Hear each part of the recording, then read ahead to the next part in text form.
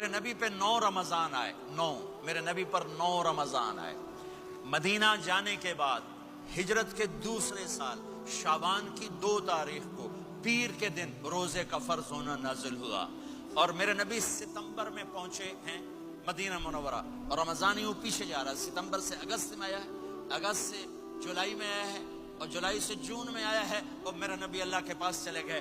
سارا رمضان میرے نبی نے گرمی کا گزارا، 9 رمضان سارے گرمی کے روزے، اور میرے نبی کی سحری ہوتی تھی 2 کھجور اور 1 گلاس پانی پر روزہ رکھتے تھے عام طور پر، کبھی کبھی کھانے کو بھی مل جاتا تھا، لیکن 2-3 کھجوریں اور 1 گلاس پانی۔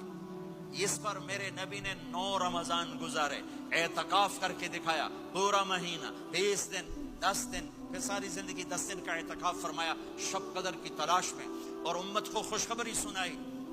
رمضان آ رہا ہے تو میں تھوڑی سی تفصیل بتا دوں۔ میرے نبی ممبر پر آئے، کہنے لگے ماذا یستقبلکم وماذا تستقبلون، وہ کون آ رہا ہے صحابہ، وہ کون آ رہا ہے؟ پھر ہم نے کہا وہ کون آ رہا ہے؟ حضرت عمر کھڑے ہو گئے، یا رسول اللہ اوحی نزل، کیا کوئی وحی آ گئی؟ کہا کیا کوئی دشمن آ گیا؟ نہیں۔